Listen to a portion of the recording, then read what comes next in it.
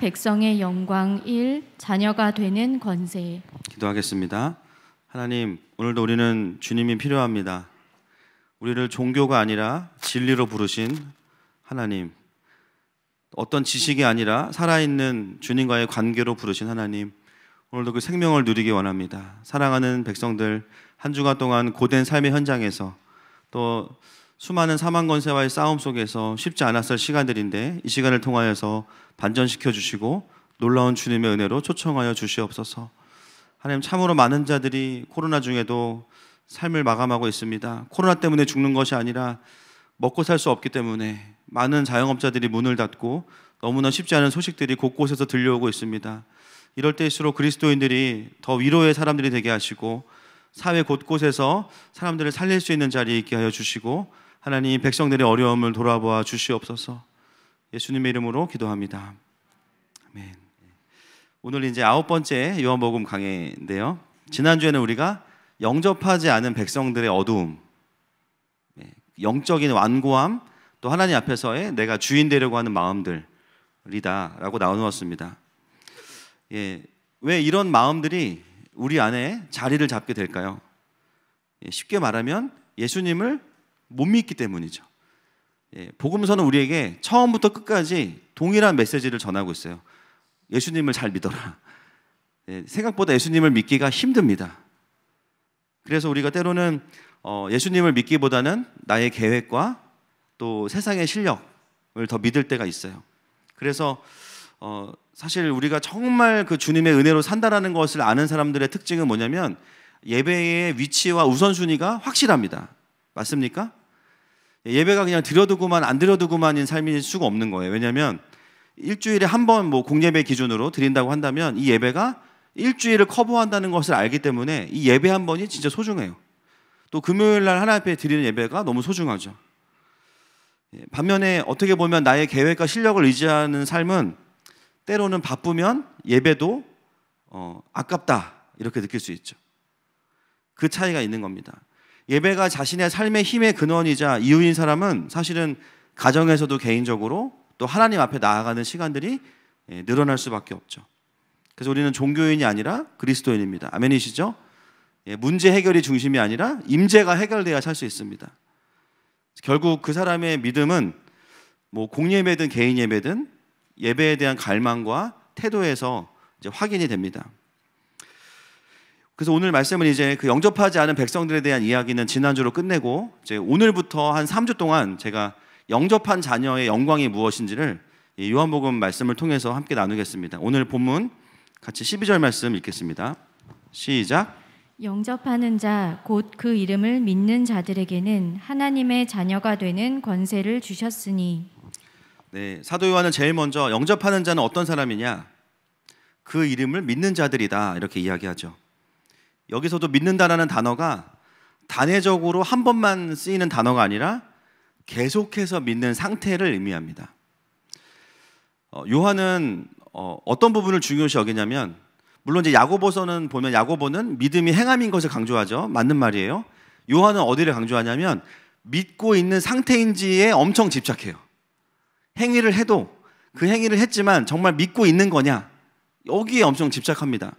그래서 요한복음에 36번 나오고요. 이 표현이 요한일서에 3번이나 나오고요. 다른 제자들과 비교해서 월등하게 믿고 있는 상태인지를 점검하는 거에 굉장히 집착하는 사람이 사도 요한입니다. 정말 그분이 나의 주인이시고 그분이 나의 구원자이시냐를 계속해서 물어봐요. 여러분, 우리에게도 동일하게 오늘 본문은 물어보고 있습니다. 정말 예수님 믿는 거 맞니? 여러분 어떻게 대답하시기 원하세요? 네, 대답하면 뭔가 낚일 것 같죠? 대답해보세요. 여러분 예수님 믿으십니까? 네, 저도 믿습니다. 예, 그래서 우리가 막 이렇게 몰아붙이고 그런 건 아니잖아요, 그죠? 우리가 적용해야 될 게 뭐냐면 어떻게 하면 그것이 우리의 삶의 실제가 될 수 있느냐의 문제인 것 같아요. 그 믿음이 어떻게 하면 나의 삶의 실제가 될 수 있느냐. 그것은 이것입니다. 나의 모든 생각들이 그분의 선하심과 또 그분이 공의로 이 땅을 다스리신다는 것에 기반할 때만 우리가 믿음을 빌드업할 수 있어요. 이게 참 어려운 싸움이라는 거예요, 생각보다.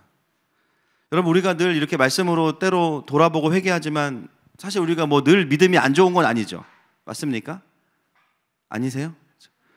우리도 양심이 있지, 그죠? 우리가 늘 막 주님을 떠나고 막 늘 막 세속적이고 그러진 않아요. 특히나 이런 오늘 같은 영적인 성수기 때는 뭐 당연히 우리가 성령 충만하고 가장 상태가 좋고. 근데 문제는 뭐냐면 믿음의 고백이 내 안에서 사라지는 그 영적인 비수기. 그때가 이제 우리가 관리해야 되는 시간인 거예요. 결국 우리가 믿음의 연속선상에서 이것이 끊어진다는 것은 무엇을 의미하냐면 내가 직장에서 힘들 때 또는 가정에서 힘들 때 또한 저 같은 경우는 뭐 예를 들면 사역이 잘 안 된다고 느껴질 때 사실 그때를 돌아보면 거기서 믿음의 연속성의 고백이 끊어질 때가 있습니다. 왜 그런가 생각해 보면 여러 가지 이유가 있는데요. 내 마음대로 안 될 때라고 느껴질 때입니다. 내 마음대로 안 될 때. 우리 회사가 조금만 바뀌면 좋을 텐데. 나의 남편이 조금만 좋아지면 괜찮을 텐데.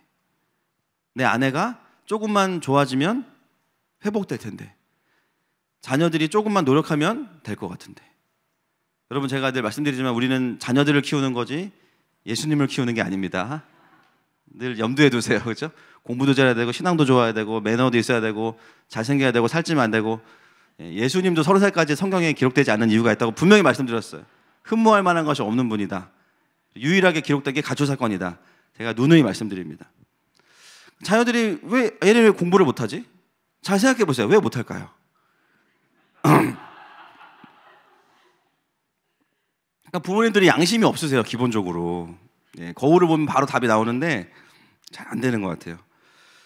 저도 목양을 하면서도 이분은 좀 하나님이 더 깊이 좀 만져줬으면 좋겠다. 그런 마음이 드는데 안 될 때가 있죠. 뭔가 우리가 생각하는 대로 안 돼. 그렇다고 우리가 원하는 게 나쁜 거냐? 아니야. 회사가 좋아지길 바라고 가정이 연합되길 바라고 교회가 진정한 의미에서 부흥되기를 원하고 분명히 하나님 보시기에도 그것은 선하고 부르심이 합당한 기준들이에요. 그런데 문제는 내가 원하는 때에 되지 않는다는 게 우리한테는 문제인 거예요. 그럴 때 우리에게 뭐가 필요하냐? 하나님의 주권에 대한 복종이 필요한 거예요. 그럼에도 불구하고 하나님이 이 상황의 주인이시다. 그러나 손 이렇게 하고 계시면서 전혀 다스리시지 않는 게 아니라 하나님의 정확한 타이밍이 있다. 그것을 고백해낼 수 있는 믿음이 필요합니다. 여전히 그분의 선하신 뜻이 진행되고 있음을 믿음으로 고백하지 못할 때 우리의 믿음의 그 연속선상의 그 선이 끊어지는 거죠. 사실 그때 하나님의 주권 앞에 가야 되는데 내가 원하는 대로 되지 않을 때 우리는 나도 모르게 예수님을 안 믿게 됩니다. 그래서 믿음으로 산다는 것은 뭐냐? 그 계속해서 믿는 자리에 있냐고 우리가 요한이 물어볼 때 우리가 반응해야 돼요. 내 눈에 보기에 일어나지 않아도 그 일이 내가 원하는 일이 아니어도 때로는 분명히 하나님의 뜻이지만 지금 그게 보이지 않아도 여전히 주님은 일하고 계시는구나. 수많은 감정의 기복과 갈등과 불신이 있을 수 있죠. 그러나 결론은 뭐가 돼야 되냐면 여전히 그분은 선하시고 일하고 계신다. 그게 요한이 우리에게 원하는 하나님의 주권에 대한 고백인 겁니다. 여러분 특히나 이번 주 또 사시면서 나의 믿음의 그 연속선이 어디서 끊어졌는지를 살펴보세요. 주님 잘 믿다가 갑자기 어떤 문제가 딱 발생하면 이건 아니지. 이건 아니야. 그렇다면 그 부분을 가지고 주님 앞으로 나가셔야 됩니다. 특별히 예배 가운데 성령께서 다시 그 부분을 생각나게 해주실 줄 믿습니다. 끊어진 믿음의 철로가 다시 이어지기를 축복합니다. 12절 하반절 영접하는 자 곧 그 이름을 믿는 자들에게는 하나님의 자녀가 되는 권세를 주셨다 이렇게 나옵니다. 오늘 이제 핵심이 이 부분입니다. 너무 우리가 익숙한 본문이에요. 그렇죠? 이 부분을 우리가 영접할 때 이제 반협박으로 듣기도 하고 또 이제 영접을 하는데 사실 우리가 이 본문에 대한 선입견은 뭐냐면요. 예수님 믿으면 자녀가 되는구나라는 메시지를 이걸 읽으면서 우리는 듣습니다. 그런데 사도 요한은 사실 정확히 보면 예수님을 영접하면 자녀가 된다라고 표현하지 않았어요. 뭐라고 표현했냐면 그 이름을 믿는 자들에게는 자녀가 되는 권세를 주셨다 이렇게 표현했어요. 이해되시죠? 그러면 예수님을 믿는다고 자녀가 안 되는 건가? 라고 질문을 던질 수도 있습니다. 노력해야 자녀가 되는 건가? 근데 그런 고민 들면서 본능적으로 우리는 알아요. 그건 아닐 텐데. 왜냐하면 여러분, 성경 해석의 중요한 것은 뭐냐면 한 절이 성경 전체와 충돌하면 잘못된 해석이에요. 일단 왜 그러냐면 주님은 일구이연하시지 않기 때문입니다. 그렇기 때문에 하나님의 성품을 근거로 성경을 해석하려면 충돌된다면 뭔가 내가 그 메시지들을 잘못 풀어내고 있는 거죠. 우리는 본능적으로 알아요. 성경은 사실 믿는 순간 자녀가 된다고 말씀하고 있어요. 에베소서 2장 8절 말씀 보겠습니다. 시작. 너희는 그 은혜에 의하여 믿음으로 말미암아 구원을 받았으니 이것은 너희에게서 난 것이 아니요 하나님의 선물이라. 여기서 구원을 받았으니 라는 단어는요, 동사의 부정과거입니다. 과거에 단번에 끝난 일이에요. 즉 예수님을 영접한 즉시 하나님의 자녀는 법적으로 됩니다. 그리고 사도 요한 본인도요, 이 원리를 알아요. 그래서 사도 요한복음 3장 16절 두 장만 뒤로 가면 동일한 이야기를 하죠. 3장 16절 보겠습니다. 시작. 하나님이 세상을 이처럼 사랑하사 독생자를 주셨으니 이는 그를 믿는 자마다 멸망하지 않고 영생을 얻게 하려 하심이라. 아멘. 분명히 요한 본인도 믿음으로 구원받는 것에 대해서 이견이 없습니다. 그렇다면 오늘 본문은 충돌하는 것이 아니라면 어떤 의도가 있을까요? 그 하나님의 자녀가 되는 구원의 과정에서 다른 측면을 이야기하고 싶은 거죠. 그래서 오늘 본문은 우리가 조금 다른 각도에서 볼 필요가 있습니다. 즉 믿는 자에게 자녀가 되는 권세를 주셨다라고 표현한 이유가 무엇일까를 이해할 때 사도 요한을 통해서 하나님이 우리에게 주시고자 하는 음성을 들을 수 있습니다. 그러려면 결국은요, 방법이 없어요. 본문을 정확하게 보는 것 외에는 방법이 없습니다. 제가 지금 과제를 하나 내드릴게요.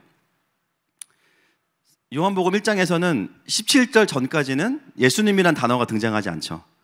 누가 봐도 예수님을 얘기하지만 단어가 등장하지 않아요. 대신에 예수님을 지칭할 때 나오는 가장 많은 대명사가 그입니다. 이 그는 대명사죠. 그러면 처음 나왔던 어떤 단어를 계속 반복하는 거예요. 예수님을 지칭하는 그 단어가 뭘까요? 박수 한번. 네. 야, 좋습니다. 보통 시간이 좀 걸리시는데 좀 예습을 하고 오셨나 봐요, 저분은. 네. 문맥을 따라가면 요한복음 1장 1절의 말씀인 거예요. 여러분, 요한은 성령의 영감을 받은 천재죠. 단어 하나도 그냥 쓰지 않습니다. 예수님이라는 단어를 일부러 숨겼어요. 왜냐하면 디아스포라 기독교 유대인들과 이방인들을 동시에 일타이피하기 위해서 그들에게 가장 친숙한 헬라 철학의 단어인 로고스라는 단어를 씁니다. 그래서 사람들을 말씀 안으로 들어오게 한 다음에 그분이 예수님이야, 딱 이렇게 하는 거예요. 그래서 일부러 예수님이라는 단어가 나오지 않아요. 대신에 말씀이라고 해놓고 이렇게 옵니다. 그렇다면 오늘 12절 말씀을 모두 다 아는 예수님이시지만 문맥에 더 근거해서 번역하면 이렇게 번역할 수 있겠죠. 말씀을 영접한 자, 그 말씀을 믿는 자는 하나님의 자녀가 되는 권세를 주셨으니. 이게 문맥에 근거한 해석입니다. 왜 요한은 예수님 믿으면 자녀가 됩니다, 구원받습니다, 이렇게 쉽게 표현할 수 있는 거를 왜 이렇게 다른 의미로 풀어냅니까? 저작 의도의 답이 있죠. 지금 이 요한복음을 누구에게 보여주고 있냐면 예수님의 재림을 기다리다가 믿음이 약해진 널리 퍼져 있는 디아스포라 유대 기독교인들과 이방인들에게 똑같은 복음의 메시지를요, 어떻게 전달하냐면 지금 그들에게 필요한 포인트에서 전달하고 있어요. 현실 속에서 예수님을 믿어요. 이제는 영접하지 않은 사람들은 지난주에 우리가 빠이빠이 했어요. 우리는 다 이제 승모근과 함께 보내버렸습니다. 할렐루야. 그러나 중요한 건 뭐냐, 이제부터는 영접한 이후의 사람들을 요한은 다루어 가고 있는 거거든요. 더 이상은 구원의 문제는 아니에요. 사실은 영접하지 않은 자들을 이미 지난주에 정리했기 때문에 영접한 백성들 중에서도 현실 속에서 믿음이 약해진 사람들에게 요한은 좀 다른 각도에서 복음을 전해요. 그냥 너가 예수님 믿었으니까 이제부터 하나님의 자녀야, 더 이상 의심하지 마, 이렇게 단순하게 선포하는 게 아니에요. 예수님을 영접했다는 것은 어떤 의미냐? 말씀이신 예수님이 내 안에 들어오셨다. 근데 그분이 우리를 어떻게 하시냐면요, 하나님의 자녀가 되게 하는 권세를 가지셨다. 이렇게 풀어서 이야기하는 거예요. 정리하면 우리가 예수님을 영접할 때 하나님의 자녀가 되는 것은 당연합니다. 그런데 거기서 끝나는 게 아니에요. 그 예수님이 내 안에 말씀으로 들어오셔서 무슨 일을 행하시냐면 하나님의 자녀가 되게 하는 권세를 사용하셔서 법적으로 자녀가 된 우리가 실제로 자녀의 모습을 회복하도록 하시는 일도 예수님이 하신다는 거예요. 근데 그 과정에서 어떤 일이 벌어져요? 믿음이 약해진 자들이 믿음이 일어나는 일들이 일어난다는 거죠. 그래서 현실 속에서 영접했지만 하나님의 자녀로 산다는 게 무엇인지를 많이 경험해보지 못했거나 잃어버린 자들에게 이 메시지는 굉장히 중요한 힘으로 격려가 되는 겁니다. 결국은 말씀이신 예수님께서 우리에게 권세로 들어오시면 어떤 일이 벌어지냐? 죄의 노예로 묶여있던 우리의 그 죄의 권세들이 말씀의 권세와 복음의 권세를 통해서 끊어지고 깨어진다는 거예요. 근데 이 싸움은 박빙이 아닙니다. 이미 이긴 싸움이에요. 아멘이십니까?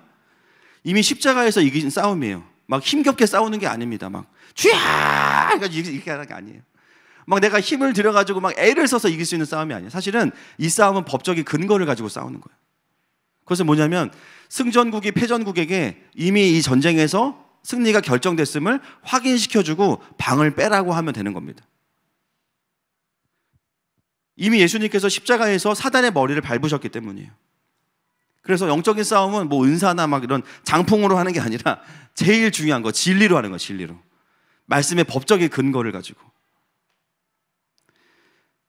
그래서 사도 요한은 하나님의 자녀인 것을 부정하진 않지만 스스로가, 그러나 예수님을 기다리던 당시의 그리스도인들이 현실의 여러 가지 문제로 인해서 믿음이 약해져 있는 자들에게, 정체성이 근본적으로 흔들리는 자들에게 이 메시지를 전하고 있습니다.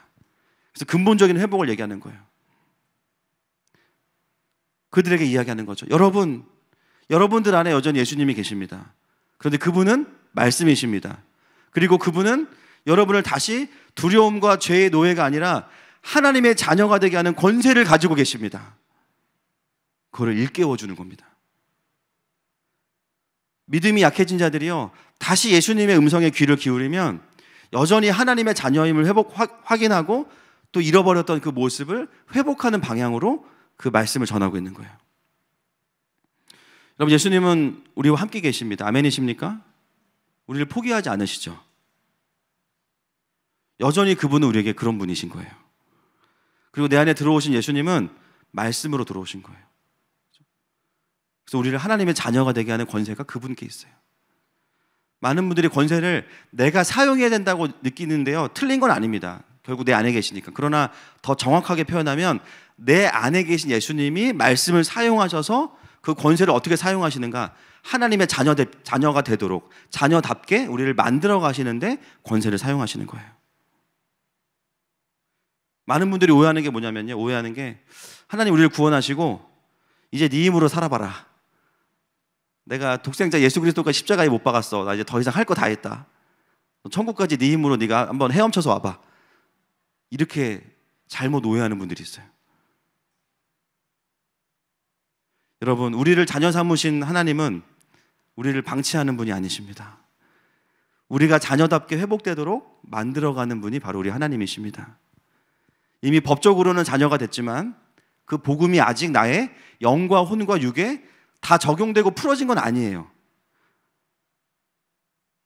그래서 우리가 고민하게 되는 건 뭐냐면, 구원받았는데 별로 구원받은 사람처럼 안 보여. 여기서 이제 여러 가지 반응들이 우리에게서 일어나는 거예요. 오늘 한 가지지만 굉장히 중요한 포인트입니다. 그래서 신앙의 딜레마가 뭐냐면요, 복음을 들었는데 영접기도도 했는데 이상하게 별로 변화가 없어.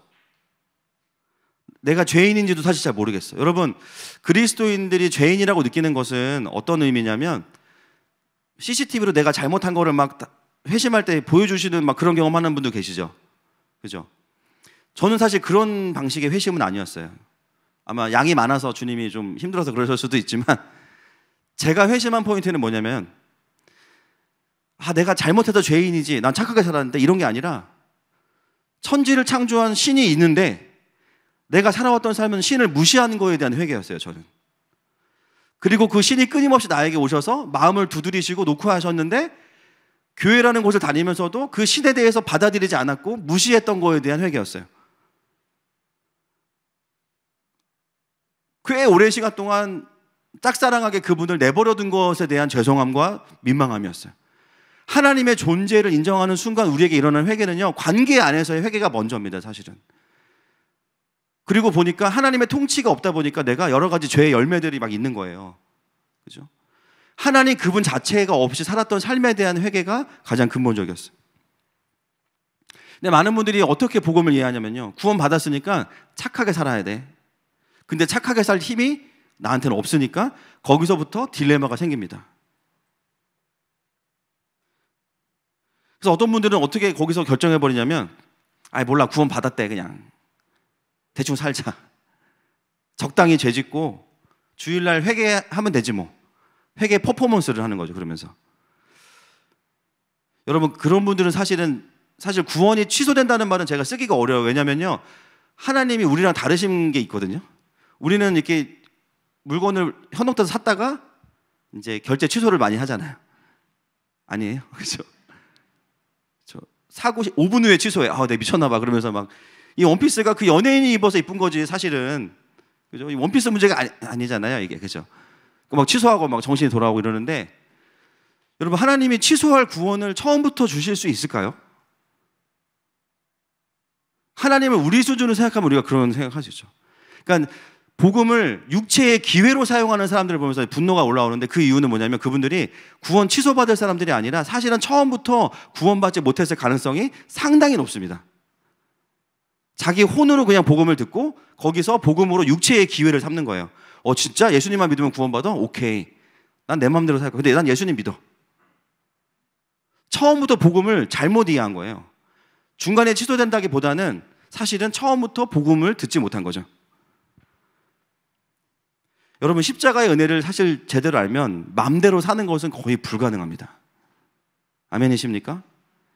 왜냐하면요, 내 마음대로 사는 것보다 하나님의 사랑과 통치 안에 사는 게 훨씬 더 높은 클래스라는 것을 알게 돼요. 그 자유와 기쁨을 알게 돼요. 결국 복음을 육체의 기회로 삼는 사람들은 여전히 그에게 복음이 복음되지 못한 거예요. 또 어떤 분들이 있냐면요, 구원 받았다고 영접했는데 자기가 잘 못 사니까 어떻게 되냐면 스스로가 셀프 취소, 구원을. 이런 게 이제 구매했다가 반품하는 분들이신데, 구원을. 어떤 목사님은 본인이 목회자 자녀로 살면서 아버지가 목사님으로 사는 걸 너무 힘든 걸 보면서, 이제 그 홍민기 목사님이라는 분인데,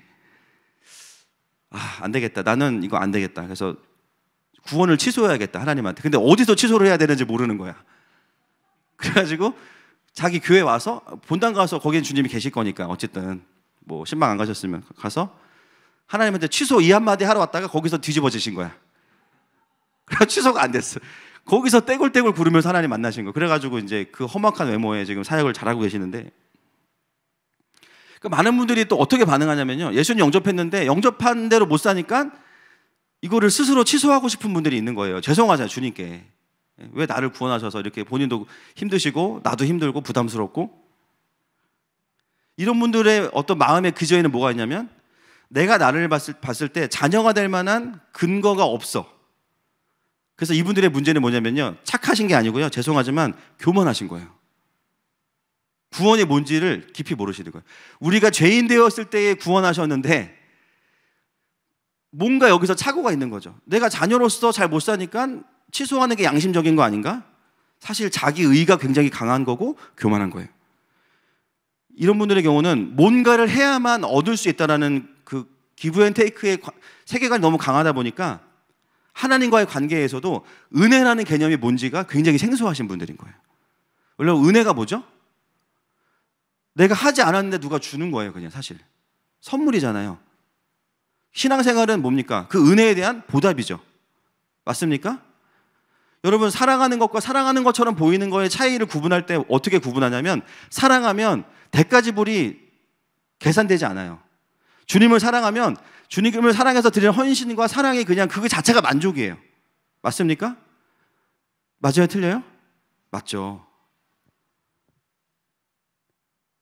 그래서 신앙생활은 보상이라기보단 보답이에요. 하나님이 주시는 은혜에 대한 반응이고. 수많은 사람들이요, 자녀됨의 의미가 어떤 것인지를 정리가 안 돼 있다 보니까 이런 여러 가지 오해들과 비진리에 막 섞여가지고요, 많은 분들이 계속 두려움 가운데 신앙생활을 해요. 특히나 하나님을 깊이 만난 경험이 없는 모태신앙분들은요 굉장히 힘들어. 왜냐하면 이번 주 잘 살았어? 그러면 구원 받은 것 같아. 이번 주 못 살았어? 구원 못 받은 것 같아. 앞에 앉았다가 뒤에 앉았다가, 앞에 앉았다가 뒤에 앉았다가, 계속 힘들어. 사실 오늘 그런 총체적인 문제에 대해서 12절 말씀은 우리에게 되게 중요한 답을 주고 있습니다. 그것은 뭐냐면 법적인 구원과 그에 합당한 실질적인 구원의 적용이 같이 가야 된다는 거예요. 결국 구원 안에는, 자녀됨 안에는 두 가지가 다 포함되어 있는 거예요. 그런데 우리가 이거를 디테일하게 말씀으로 정리하지 않으니까 많은 분들이 최종 구원만 확인해. 왜냐하면 열심히 교회 다니고 지옥 간다 그러면 누가 교회 다니겠어요?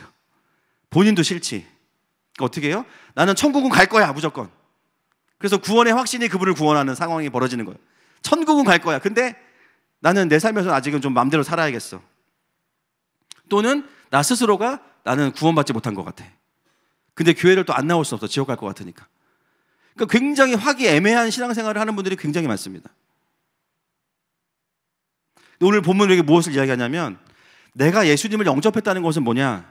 말씀이신 예수님이 나를 마지막에 천국만 데려가실 뿐만 아니라 지금 우리에게 당면한 이 땅에서의 수십 년의 삶, 길어야 100년의 삶, 이 내용 안에서도 우리를 자녀답게 회복시키시는 권세를 가지고 계신다는 거예요. 이게 요한이 우리에게 외치는 내용입니다. 사실 우리의 피부에는 다 와닿아야 되는 게 뭐냐면 예수님의 이 권세가 있는 사역이 와닿아야 돼요. 이거를 경험하고 있는 사람들은 놀랍게도 이 땅에서 구원을 경험하지만 천국에 대한 확신도 같이 갖게 돼요. 이게 이중적으로 같이 있습니다. 따로 있는 게 절대 아니에요. 지금 하나님의 누리기 때문에 영원한 하나님의 나라를 기대하는 거지, 물론 이 땅이 고통스러워서 영원한 주님의 나라도 가야 됩니다. 그러나 하나님께서 우리에게 원하시는 영광은 고통스러워서 도피하는 것이 아니에요. 이 땅에서도 누리기 때문에 와, 영원한 하나님의 나라 얼마나 좋을까? 그걸 기대하고 영광과 소망으로 고통을 이겨내는 거. 그게 진짜 성경이 말하는 건강한 신앙생활 아니겠습니까? 우리가 이 권세에 대한 부분을 모르기 때문에 어떤 일이 벌어지냐? 영접은 했지만 영광이 없는 거예요. 영접은 했지만 죄와 싸워서 이겨본 경험이 없는 거예요. 영접은 했지만 존재가 안 다루어졌으니까 자기의 의를 가지고 신앙생활하는 거예요. 영접은 했지만 하나님 나라를 모르니까 이 땅에서 사람의 방법으로 하나님 나라를 위해 살아가는 거예요. 그러니 어떻게 돼요? 해결되지 않는 죄의 쓴 열매들이 영접한 자녀에게도 막 맺히는 거야. 이거를 설명해내야 되니까 구원을 못 받았거나 마지막엔 구원받을 거야 정신승리하게 되는 거예요. 어떻게 됩니까? 신앙생활 하는데요, 나도 괴롭고 옆 사람도 괴로워. 모두가 괴로워. 이미 사도 요한은 지난주에 영접하지 않은 자들에 대해서는 정리를 끝냈어요. 오늘부터 이제 3주간 우리가 볼 텐데요, 이 우리에게 주어지는 독생자의 영광은 엄청난 겁니다. 사실은 바로 다음 주부터 나온 예수 그리스도의 독생자의 영광, 은혜와 진리가 충만하고 그 충만한 것에서 우리가 받아내는 삶, 이게 이제 우리에게 주시는 하나님의 영광이거든요. 우리가 영접했지만 세상 속에 살면서 이기는 법을 배우지 못했기 때문에 수많은 하나님의 자녀들이 길거리에 그냥 살아가고 있는 것처럼 신앙생활을 합니다. 내용은 간단해요. 말씀으로 내 안에 오신 예수님이 그 권세를 통해서 우리를 하나님의 자녀답게 하십니다. 그래서 우리는 믿음을 어떻게 써야 되냐면, 내 안에 있는 사망 권세와 예수님의 그 말씀의 회복의 권세가 있을 때 당연히 예수님의 권세에 힘을 실어드리면 끝나는 문제거든요. 근데 이걸 우리가 잘 못하는 거예요. 자꾸 거짓말에 속으니까 나도 모르게 여기에 힘을 실어, 죄의 권세에.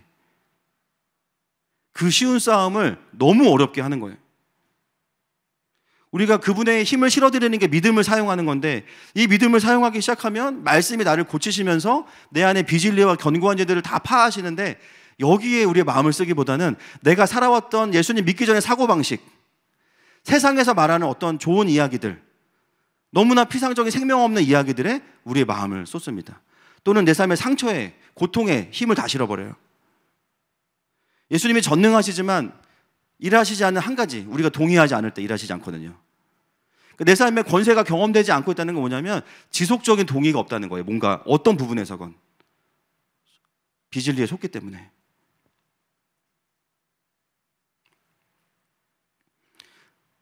그래서 우리가 믿음을 사용한다는 것은 무엇이냐? 말씀이신 예수님이 내 안에서 권세를 사용하실 수 있도록 그분께 동의해 드리는 게 믿음을 쓰는 겁니다. 말씀을 아멘한다는 표현도 그런 겁니다. 아멘이십니까? 그동안 예수님 없이 또는 내 삶에 내가 예수님 영접하고 살아왔지만 예수님을 인정하지 않았던 시간들에 대해서 여전히 나의 사고방식과 생각들로부터 돌이키지 않는다면 우리는 그분의 권세를 경험할 수 없는 거예요. 회개를 해야 되는데 위로를 해달라는 거예요. 계속 위로하죠. 근데 회복이 안 돼요. 위로가 안 필요하다는 게 아닙니다. 지금 이 문제는 하나님께서 돌이켜야 되는 문제인데요. 계속 이해받기 원한다는 거예요. 신기한 게 뭐냐면요. 누가 위로해줘요. 하나님이 그것들 만져주세요. 근데 또 그 문제에 와 있어. 계속. 그죠? 사단이 계속 말하는 거예요. 너는 위로받아야 돼. 너는 보상받아야 돼. 너는 슬펐어. 공감받아야 돼. 필요하죠. 예수님도 공감하시니까. 죽은 나사로 살리실 건데 같이 마리아랑 울어주시잖아요. 예수님 공감하시는 분이에요. 근데 주님 우리가 그 자리에 계속 머물러 있기를 원하지 않으세요. 부활의 능력을 경험하기 원하시지. 그래서 우리를 일으키시기 위해서 다가오시는데 계속 우리 주님한테 아니라고 이야기하는 거예요. 예수님의 권세를 튕겨내고 부인합니다. 경험할 수 없는 거예요. 그래서 영적인 완고함과 고집의 문제가 내 안에서 정확히 성령님의 조명하심을 다루어지지 않으면 권세가 주어져도 경험하지 못하는 거예요. 사단이 우리를 그냥 둡니까? 끊임없이 우리의 정체성을 흔들죠. 너는 자녀가 아니야. 구원받지 못했어. 봐봐, 너 교회 다니면서 네가 하는 짓을 봐. 너무 정확한 얘기를 하는 거야. 너무 정확한 얘기를. 우린 또 거기에 넘어가죠. 내가 받은 은혜, 내가 영접한 복음이 틀린 게 아닌데 왜 나에게 그것이 풀어지지 않을까? 그러면서 내 삶에는 죄의 열매들이 주렁주렁 맺히니까 싸울 수가 없는 거예요.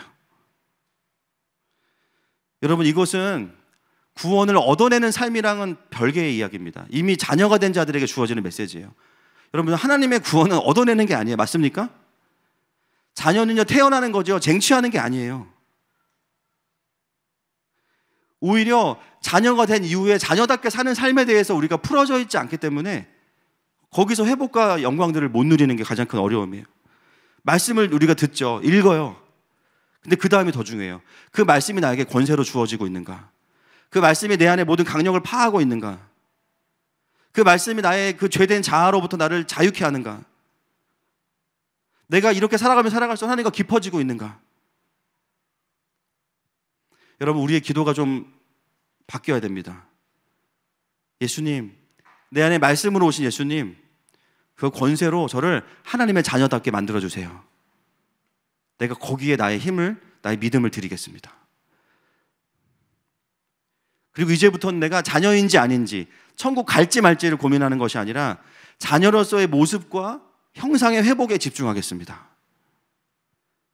이게 요한을 통해서 우리에게 들려주시는 하나님의 메시지입니다. 이제는 내가 나의 옛 자아의 편이 아니라 예수님의 편에 서고 싶습니다. 이것이 우리의 기도가 되어야 되는 것이죠. 요한복음 1장 13절 말씀 같이 보겠습니다. 시작. 이는 혈통으로나 육정으로나 사람의 뜻으로 나지 아니하고 오직 하나님께로부터 난 자들이니라. 여러분, 성경이 말하고 있어요. 이 과정을 거치는 자들은 오직 하나님께로부터 난 자들이래요. 내가 선행을 해야지만, 내가 성령 충만한 모습이 드러나야지만이 아니라 이미 이 구원의 여정 가운데 들어온 자들은 하나님께로부터 나지 않으면 들어올 수 없다라는 거죠. 여러분, 신앙은요, 보여주는 게 아닙니다. 사람들에게 보여지는 거지. 우리가 오해하는 게 뭐냐면요, 보여줘야 돼. 교회가 세상에 보여줘. 어떻게 보여주실 거예요? 그게 아니에요. 하나님 안에 연결되어 있으면 보여지는 거예요. 보여주는 것도 목표가 아니에요. 진짜면 그냥 진짜인 게 다 드러납니다. 아무리 그거를 만들려고 해도 못 만들어요, 이 열매는. 말씀이 들어와서 내 안에 권세가 일어나고 그 권세로 예수님 나를 회복시켜 가시면 그냥 그게 보여지는 거예요. 그리고 그것이 가장 중요한 혈통으로나 육정으로나 사람의 뜻으로는 불가능하다. 오직 하나님께로 난 자들만이 그 삶의 여정을 갈 수 있다는 거예요. 여러분, 자녀는 태어나는 거예요. 맞습니까? 하나님께로부터 난 거예요, 그냥. 여러분, 자녀들이 만약에 우리 자녀들이 내가 언제 아빠 엄마에게 버림받을지 몰라서 막 두려워서 지낸다고 생각해 보세요. 아침에 일어났는데 문소리 때문에 아빠 깨만 나오면 버림받을까 봐 애가 못 나와. 막 화장실에서, 집에서 못 나와.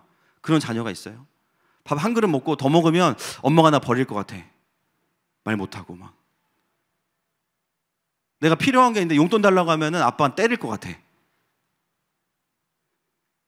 자녀의 문제를 떠나서 부모로서 그런 자녀를 보는 건강한 부모라면 어떤 마음이 드시겠어요? 진짜 속상하죠. 너무 슬프죠. 얘가 왜 그러지?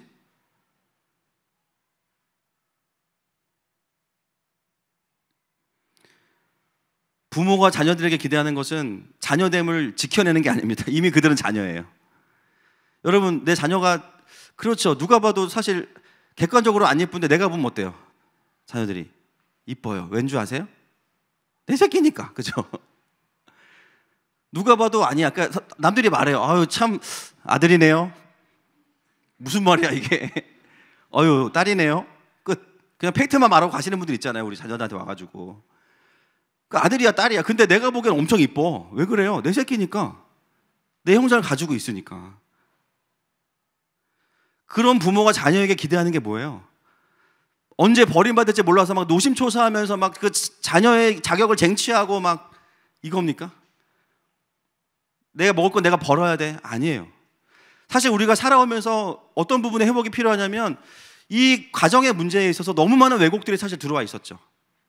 우리의 부모님들 또한 죄로부터 자유할 수 없는 분들이기 때문에 교회를 다니건 그렇지 않건 그러다 보니까 우리 안에 왜곡된 게 뭡니까? 자녀의 마음은 빼앗기고 말 그대로 고아의 마음이 들어와 있는 거죠. 늘 긴장하고 늘 쟁취해야 되고 뭔가 성취해야만 인정받는 가정에서 자녀됨을 다 잃어버린 거예요. 근본적인 그 안정성을 다 잃어버린 거예요. 여러분, 하나님은 완전하신 아버지이십니다. 그 하나님 아버지가 우리에게 무엇을 기대하실까요? 네가 사역을 잘하면 내가 너를 구원해 줄게. 네가 뭔가 헌신하면 내가 구원해 줄게. 네가 죄를 안 지으면 구원해 줄게. 그렇지 않습니다. 우리가 죄인 되었을 때에 독생자 아들 예수 그리스도를 죽으심으로 인해서 우리에 대한 사랑을 확증하셨어요. 잘할 걸 기대하고 우리를 아들을 주신 게 아니에요. 하나님의 방법은 뭐냐? 구원하시고 하나님의 자녀답게 우리를 만들어 가시는 거예요. 말씀이신 권세이신 예수님이 들어오셔서 성령이 오셔서 우리를 하나님의 자녀답게 만들어 가시는 거예요. 우리의 고민은 그렇다면 무엇이 되어야 되냐면 내 행동을 보면서 구원 받았냐 안 받았냐를 고민하는 게 중요한 게 아닙니다. 이미 하나님께 난 자들이에요. 우리의 고민은 뭐냐면 어떻게 하면 내가 하나님의 자녀로 더 회복할 수 있을까? 근데 그게 자격을 얻기 위함이 아니라 이미 감사함이에요. 감사함, 영광. 어떻게 내가 하나님의 자녀가 됐지? 너무 감사한데 보답하고 싶어. 그렇게 살고 싶어.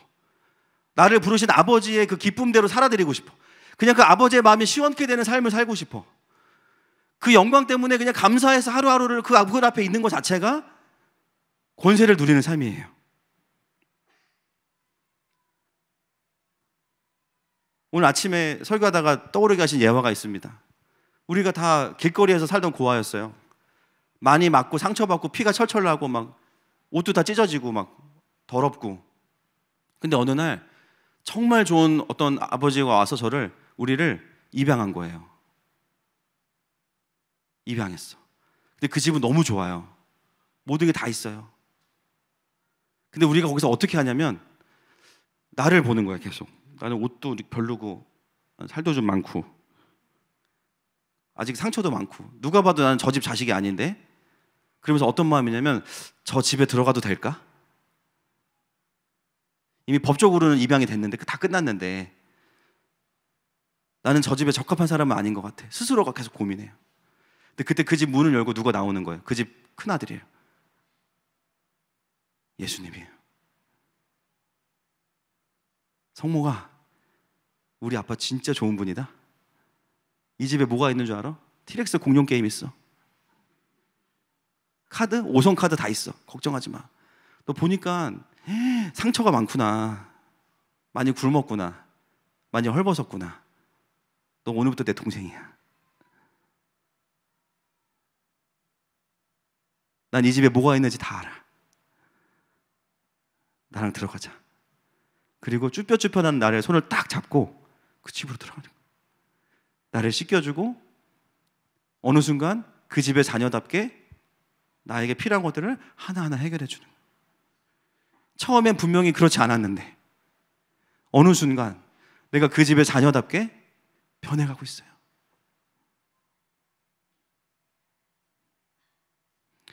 많은 사람들이 하나님의 자녀냐 아니냐에 대한 고민 때문에 너무 불필요한 에너지를 낭비합니다. 또 뭔가 예수님의 자녀가 된다는 것은 극적인 어떤 드라마틱한 감정이 있어야 된다고 생각해요. 그럴 수도 있고 아닐 수도 있어요. 핵심은 뭔지 아세요? 우리가 그분의 자녀가 되었다는 거예요. 하나님의 구원은 처음부터 없어지면 없었지 취소되는 건 불가능합니다. 하나님이 실수가 없으시고 은사와 부르시면 후회하심이 없기 때문에 더 이상 구원의 문제가 아니라 하나님의 구원받은 자녀로서 내가 고아의 마음이 아니라 정말 입양된 자녀지만요, 우리를 입양하신 대가가 뭔지 아세요? 독생자를 죽이셨어요. 이거는 그냥 똑같은 영광이에요. 사실은 다음 주부터 보겠지만 그걸 누려야 되는 우리의 영혼을 자꾸만 두려움과 거절로 채우니까요, 신앙생활이 이상해지는 거예요. 사역을 하는데 인정받지 못하면 버림받을 것 같은 막 그런 마음들. 부르심 때문에 예스를 해야 되는데 거절당할 거에 대한 부르심 때문에 예스를 할 수밖에 없는. 사역을 하는데 내가 묶여. 사역을 하는데 계속 두렵고요. 이거 내가 놓치면 내 존재가 없어지는 거 아니야? 근본적으로 자녀됨이 막 흔들리는 거예요. 여러분, 하나님은 우리 아버지십니다. 아멘이십니까? 진짜 자녀됨을 누리는 게 너무너무 중요한 거예요. 그리고 수많은 내가 생각할 때보다 더 많은 것들이 내 안에서 자녀됨을 누리지 못하게 하는 고아의 마음들을 가지고 옵니다.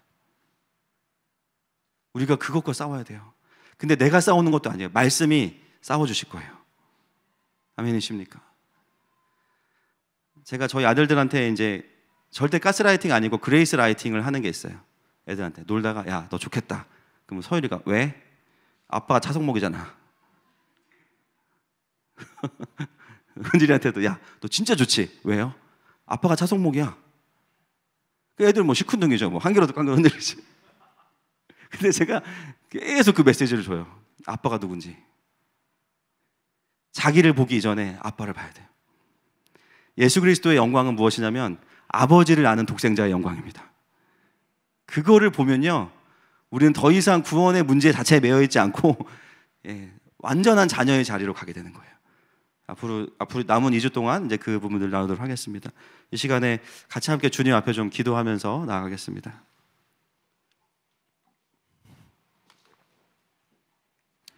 오늘도 예수님은 우리 안에서 그 권세를 사용하기 원하세요. 우리가 해드리는 거는 힘을 실어드리는 거예요. 힘을. 주님, 더 이상 내가 나를 괴롭혔던 그 어둠의 루틴과 그 사고방식이 아니라 끊임없는 그 나를 향한 저주와 고통이 아니라 내 안에 오셔서 그 모든 권세를 깨트리시고 자녀답게 만들어 가시는 그 주님께 좀 나의 마음을 드리겠습니다. 좀 그 마음을 주님께 좀 고백하면서 나아가십시다.